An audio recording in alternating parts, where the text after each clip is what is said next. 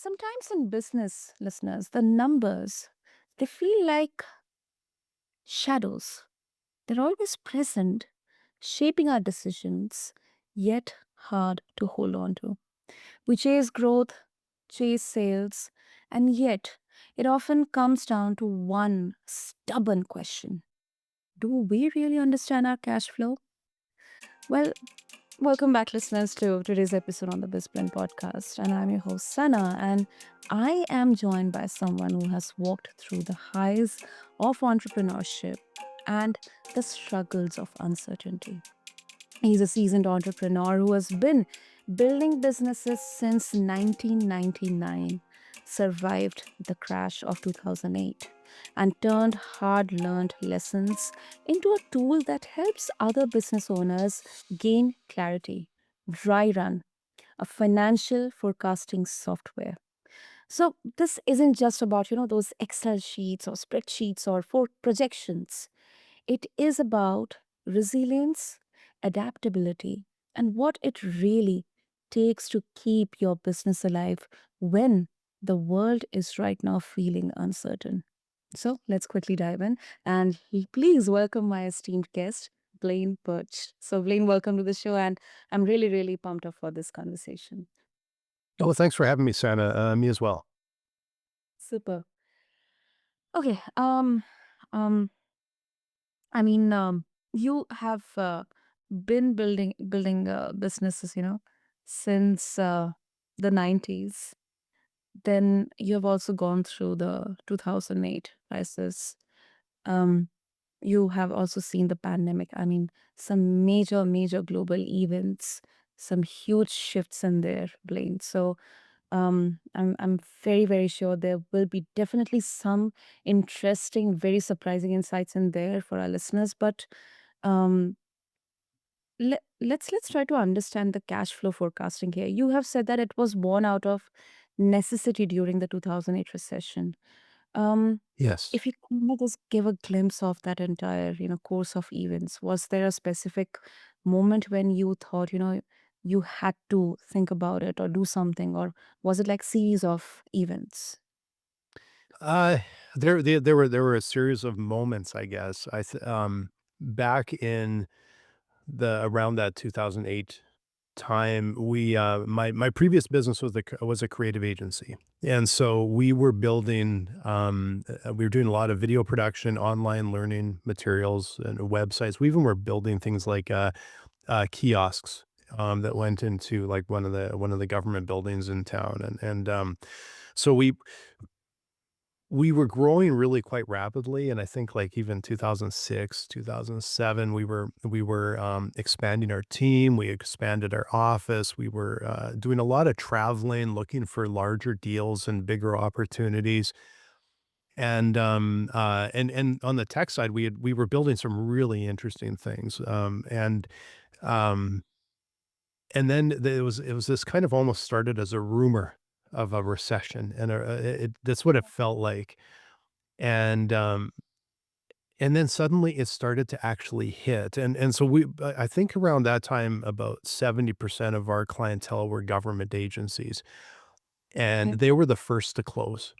They started to slam their budgets shut, and that's when you start to realize it goes from this long-term vision of how you're growing the business and expanding and to suddenly it felt like overnight it Yeah. just turned to, "Do I have enough money to make payroll on Friday?" Because we didn't wanna lay anybody off, and it just in my mind, it was a slower transition than that, but in my mind, it feels like it was just it turned on a dime, and, Mm, suddenly, it just flipped from growth to survival. yeah. Yeah. No. Yeah. I can uh make some of some sense of it because although personally, I wasn't at that stage of life to be affected by the 2008 recession, but we have seen the pandemic in there. I mean, how much economically, it has affected, and then right now as well, we are seeing some strange, challenging, uncertain times in there, uh, whether it's geopolitics or whether it's economic uncertainty. So Definitely. Thank you for shining light on that, Blaine. Now, from an entrepreneur perspective, do you think most of them truly understand the urgency of cash flow, or do they only learn it the hard way? I you know, I would say that too many of them learn it the hard way. We see that every day, and um, too often businesses are coming to us when they're already in trouble, and that's a really challenging place to be. And one of the things that we do is we're very focused on looking forward, and that's how you see some of the storms coming. That's how you adapt to things. And years ago, I wrote a book for just for small business owners. It's called Chronic Cash Flow, and one of the examples I give in there is, from a cash flow perspective, it's like stepping off the curb in front of a bus. If Oh, you look and the bus is 3 blocks away, you got all the time in the world to decide. Do you go back? Do you cross the street? Do you wave them down? You've got options. But if you step off the curb in front of a bus and it's right there, you're just gonna get hit. And it's a similar thing with cash flow. If you can see far enough down the road, and it's not gonna be 100%, but it doesn't have to be. If you can see down the road, it gives you options. It gives you the ability to adapt, to adjust, to talk with a bank, to do all of these different things. And too often we see businesses that they're running from what's in their bank account, and they see very little down the road, and it just seems to be crisis to crisis to crisis.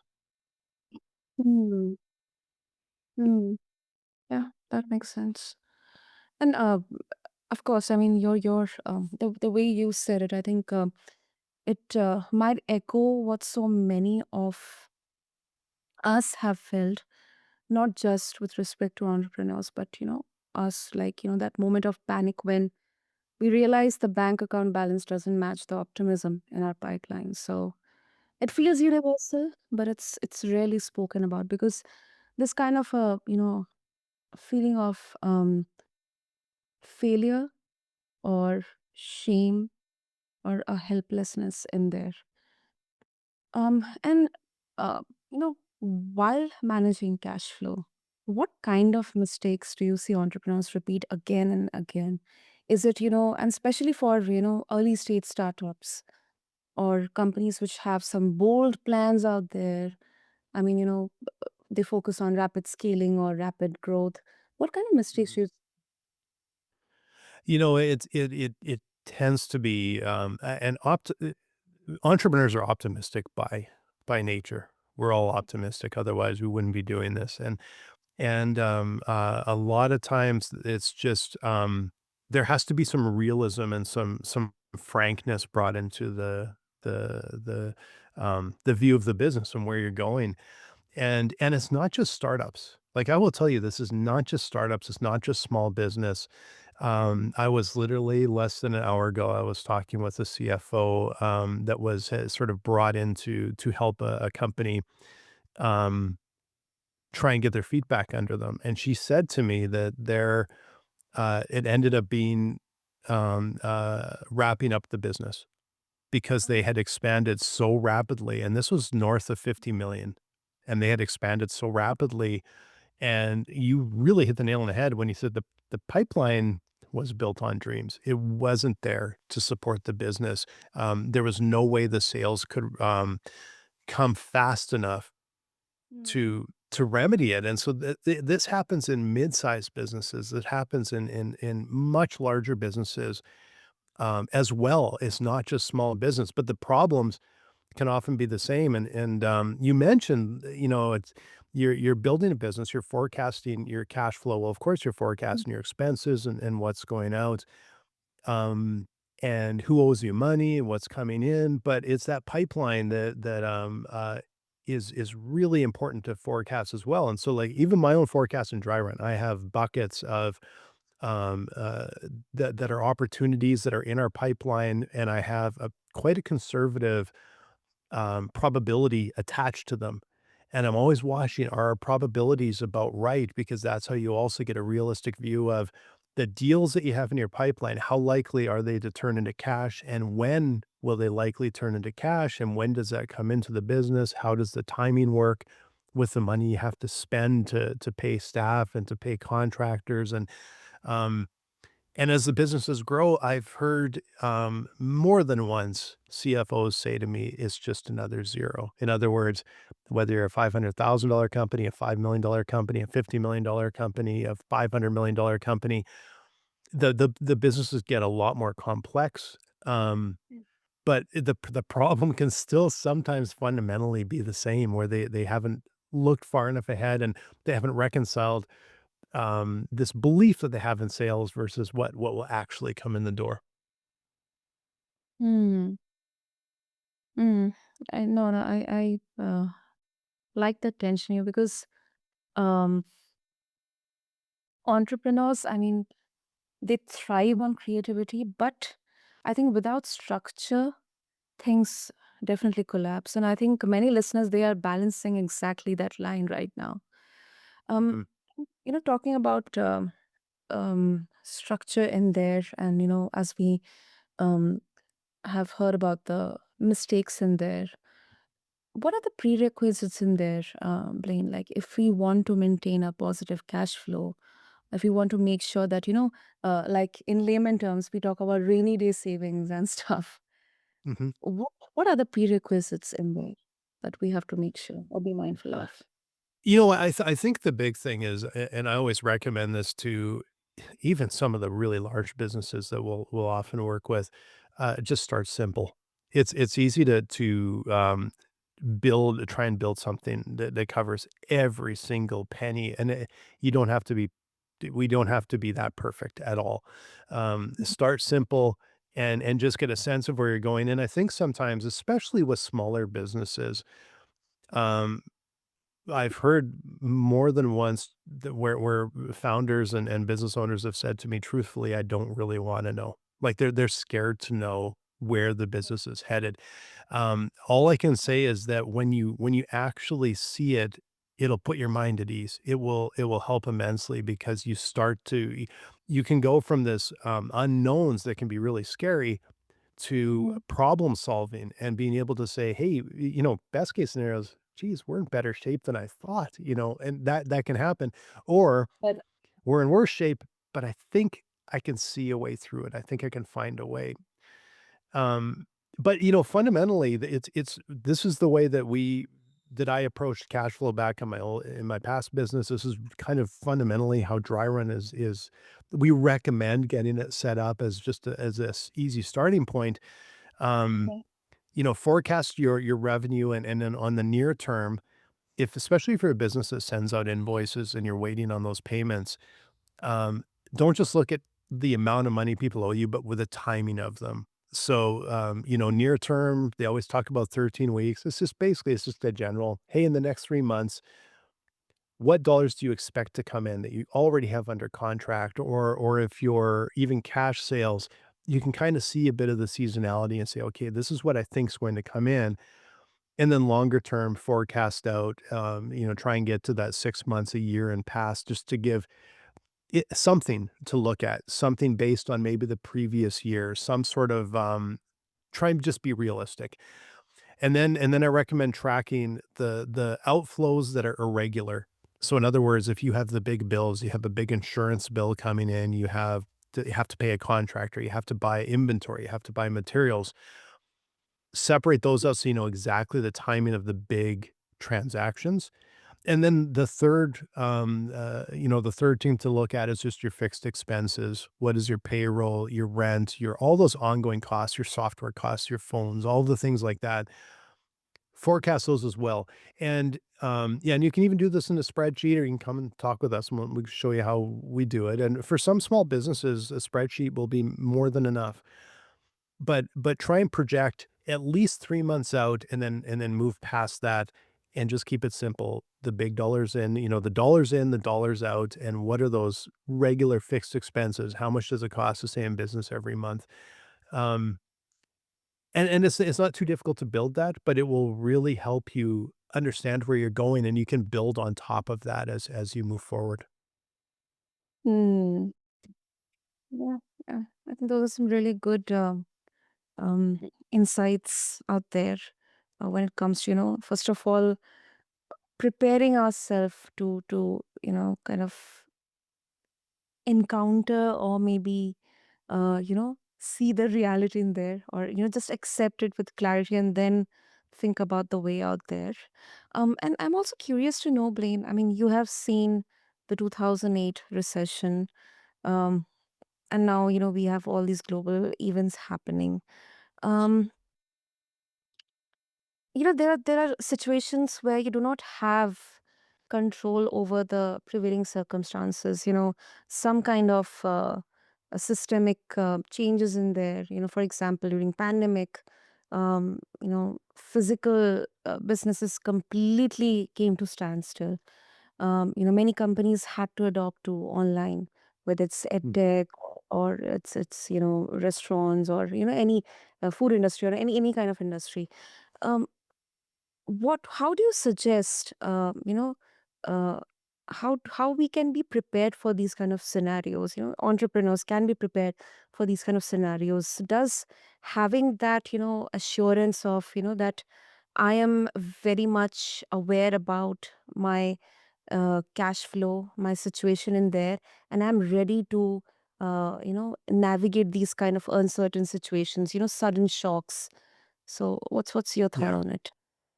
Yeah, and well, first of all, I'll say that what we're going through now for the last 5 years, or close to 5 years is worse than what I experienced in 2008, 2009. When the pandemic hit, it completely disrupted businesses, and some of them, were, honestly put out of business, honestly, immediately. Um, and then there's some businesses that actually grew really rapidly because of it.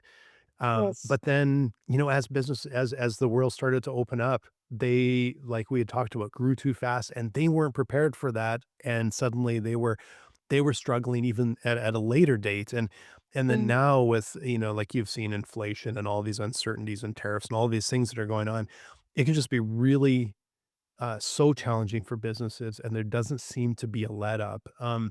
What we recommend all the time, and personally, what I do is I always have, usually I'll do it like a best, worst, and likely scenario, but at the very minimum, I have a baseline scenario that is a little bit of that worst case scenario, and then I'll start to build out some other scenarios based on, um, yeah, usually a best case, a worst case, and a likely kinda case that sits in the middle, but I'll at least go, like, here's a baseline scenario. Here's if, if things don't open up or they don't change, or or things hit the brakes again, what does it look like, and how can we work our way through it? And where can we maybe cut costs? Are there places where we can, generate a little bit of revenue that, might really help us sustain in a really tough time?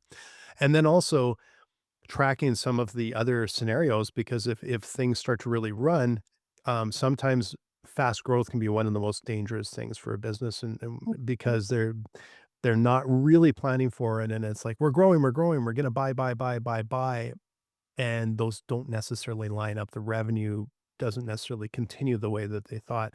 Um, so I recommend always keeping and maintaining those forecasts. So not just maintaining, a cash flow forecast, but a bit of that best case and worst case as well, so that, you can prepare for that. And then, of course, you know, it's always recommended to keep some cash on hand. Mhm. Usually people recommend, if possible, keep 3 months of cash that you'll need to cover all of your expenses on hand, so that if things, like, grind to a halt, you've got some room to move. The longer, the better, but we also know it's almost impossible to do that. That's really hard for a lot of businesses now to build up a bankroll that can just sit there for a rainy day. Um, but if you can, it's highly recommended. So in other words, I would always try and, not be too aggressive on your spending and on your growth. Keep some money back if you can. No, no, absolutely, absolutely. I don't know about others, but I personally 500% agree with you, Blaine, on this. Absolutely. Okay, now talking about your journey, Blaine. I mean, as a tech founder. It's very interesting. I mean, you have made quote unquote every mistake in the book, as you put it. Um, do you believe mistakes are truly essential for growth, or could entrepreneurs avoid some of them by listening to other stories and journeys like yours? Oh, yeah, talking with other entrepreneurs and listening to their experiences can help, um, help some dodge some of those mistakes, like, building especially building a tech business like the one we're building here, your chance of success is about 1 in 10. You're gonna make you're going to make mistakes, there's no way around it, but trying to avoid them is, it's kind of essential too. Um, but those mistakes, if you're really on top of things, and they can oftentimes be a really good learning experience and not necessarily fatal for the business. And I always recommend talking with other entrepreneurs, and the closer to what you're trying to tackle, that they've done, the more, oftentimes the more insightful their stories will be. Um, I do tend to rank entrepreneurs much higher. Other entrepreneurs, the advice or the insights I get from them has proven to usually be more beneficial to me than some type of sort of an advisor or coach that hasn't actually done it. Because things are so much more complicated and complex than than anyone really thinks.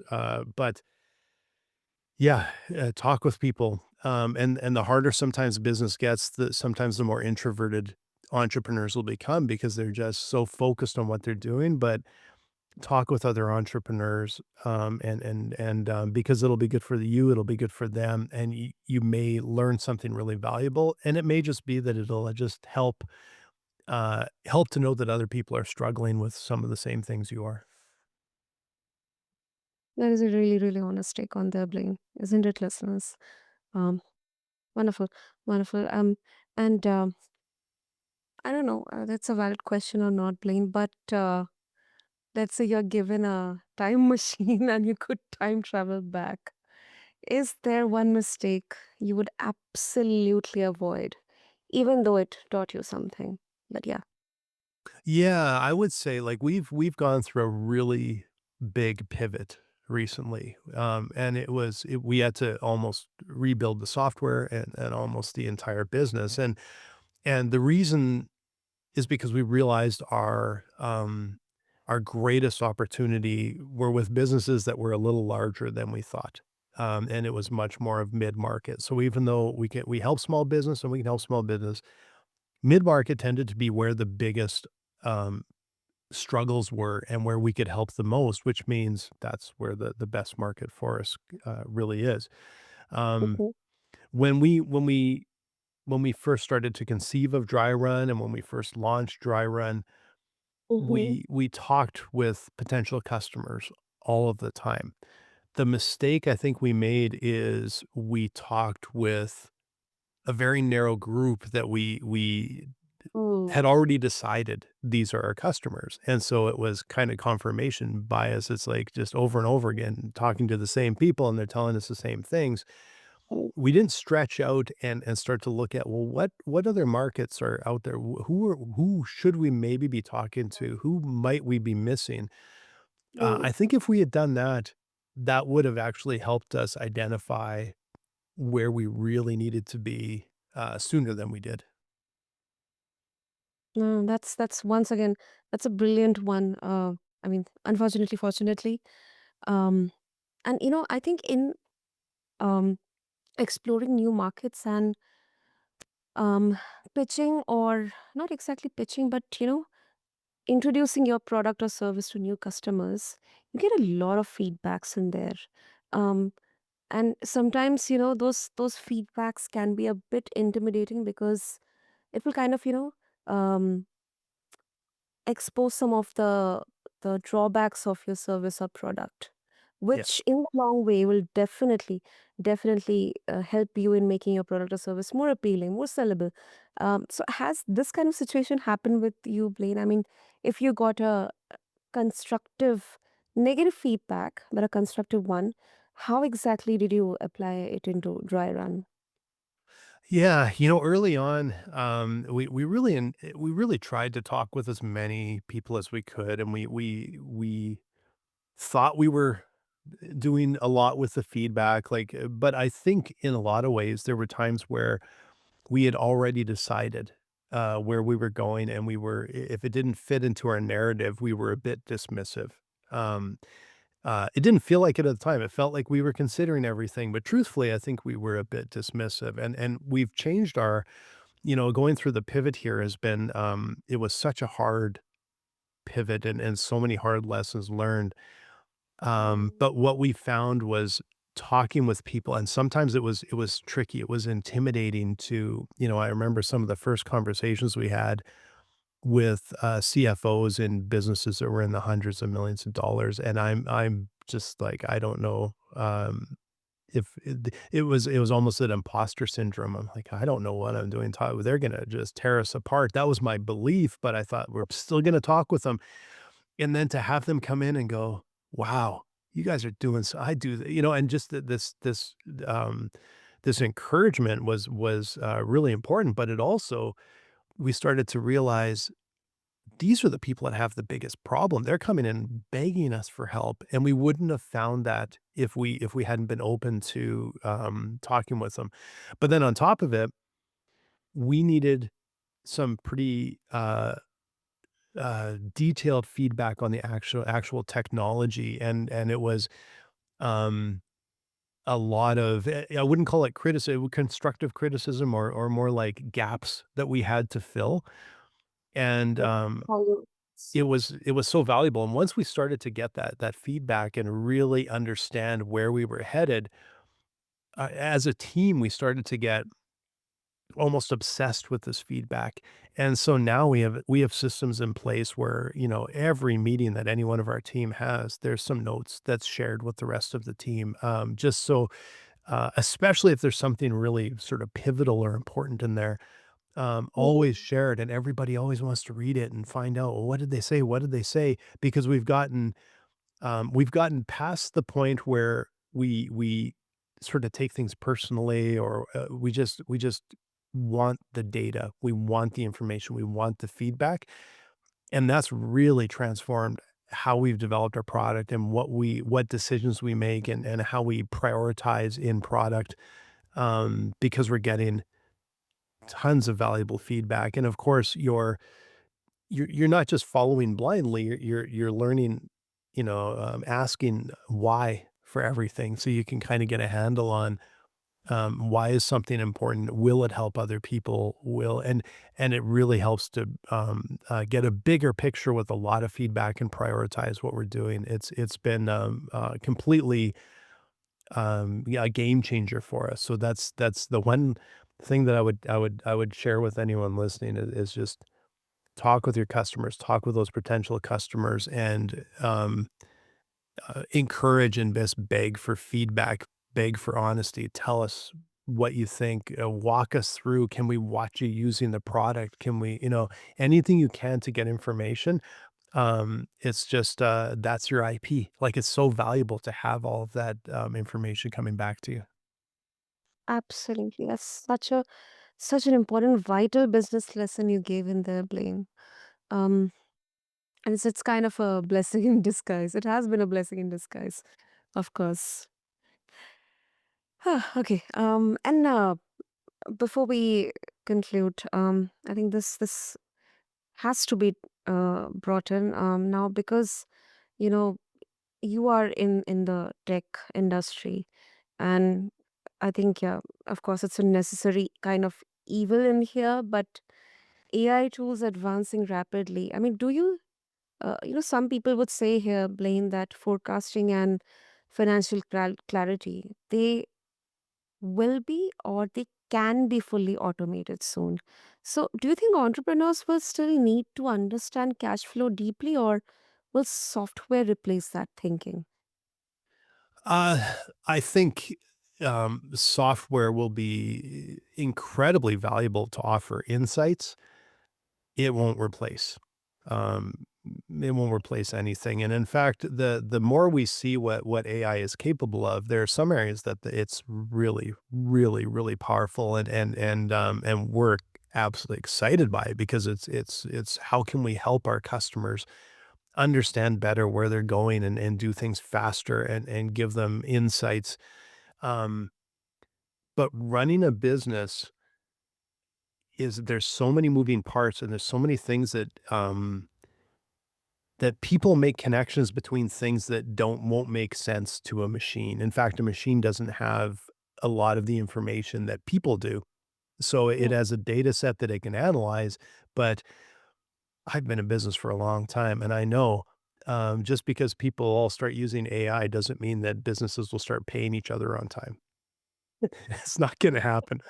If they don't have the money, they're not going to pay and they're not going to share that information. And so I know business is still built on relationships between people and getting a bit of a sense of whether this business that you're working with, will they actually be able to pay? Will they pay on time?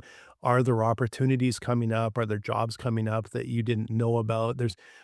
There is so much there that machines don't they can't do that. That's just not what they're there for, and they mm, don't have all that insight. But it's amazing how much they can help, how much insight they can give and how much they can speed things up, and that one of the biggest challenges, though, is for people to be able to say, "Okay, this is the machine has a very, it has a very focused data set, and it can tell me this. Does how do I take that with the information that I see, what's happening in my industry or what's coming down the road or talking with my customers? mm. How do I reconcile those and put it together and help move forward with all of this information?" Um, but yeah, I think I think that what the machines will be capable of, what AI is capable of, um, I think it'll settle into a place where it'll be very helpful for people. It'll replace some tasks, of course. I think it's highly optimistic to think that a CFO and a CEO will be replaced by a machine, and the Mm. business will somehow keep running properly. I don't think that's very, very likely to happen. No, no, no. You really gave a very legitimate, you know, argument in there. Yes, businesses are built on relationships and trust, something which machine can't, uh, you know, imitate, or they can't do it simply.